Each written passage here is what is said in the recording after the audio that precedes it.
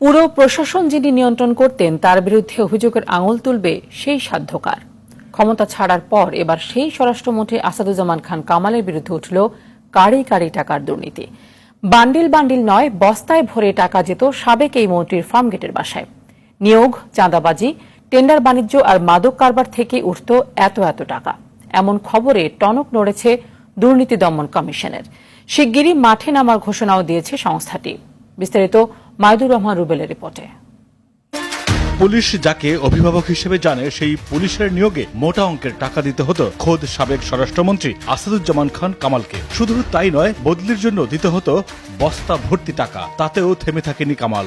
মাদকদ্রব্য নিয়ন্ত্রণ অধিদপ্তর ও ফায়ার সার্ভিস থেকে অবৈধভাবে টাকা নেয়ার অভিযোগ তার বিরুদ্ধে। অনুসন্ধানে জানা যায়, নিয়োগের জন্য জনপ্রতি ৮ থেকে ১০ লাখ টাকা নিত কামাল হারুন সিন্ডিকেট।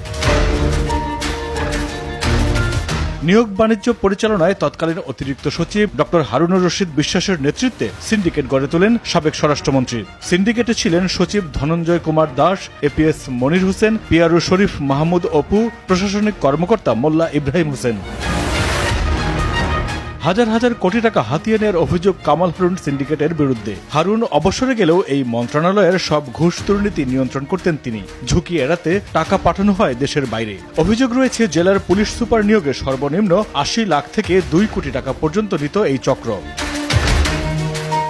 এই সিন্ডিকেটের আশীর্বাদ ছাড়া পুলিশের কেউ কোনো জেলায় বা গুরুত্বপূর্ণ পদে পদায়ন হতো না। জেলা পুলিশ সুপার হিসেবে পদায়নের ক্ষেত্রে ১ থেকে ৩ কোটি টাকা পর্যন্ত নিত এই সিন্ডিকেট। ২০২২ সালে ৫ কোটি টাকার বিনিময়ে গাজীপুর মেট্রোপলিটন পুলিশের কমিশনার হিসেবে নিয়োগ পান ডিআইজি মোল্লা নজরুল ইসলাম। এসব টাকা বস্তায় ভরে পৌঁছে দেওয়া হয় আসাদুজ্জামান খান কামালের ফার্মগেটের বাসায়।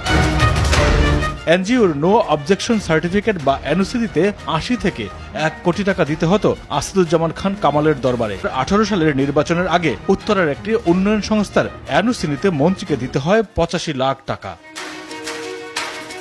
তৎকালীন স্বরাষ্ট্রমন্ত্রীর চাপে ২০২৩ সালে ফায়ার সার্ভিস এবং সিভিল ডিফেন্সে ৫৩৫ জনের মধ্যে ২৫০ জনকে নিয়োগ দিতে বাধ্য হয় ফায়ার সার্ভিস। তেজগাঁও শেরেবাংলানগর এলাকার চাঁদাবাজি, টেন্ডারবাজি নিয়ন্ত্রণ করত কামাল। কারণ বাজার ফুটপাতে কাঁচা বাজার, মাদক ও আবাসিক হোটেল থেকে তোলা হতো দৈনিক ১.৫ কোটি টাকা।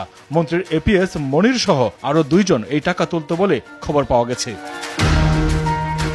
সাবেক স্বরাষ্ট্রমন্ত্রীর বিরুদ্ধে যখন এত অভিযোগ, তখন কি আর বসে থাকতে পারে দুদক? কমিশনের উপপরিচালক জাহাঙ্গীর আলমের নেতৃত্বে একটি অনুসন্ধান টিম গঠন করেছে দুদক। খুব শিগগিরই তদন্ত নামবে অনুসন্ধানী এই টিম।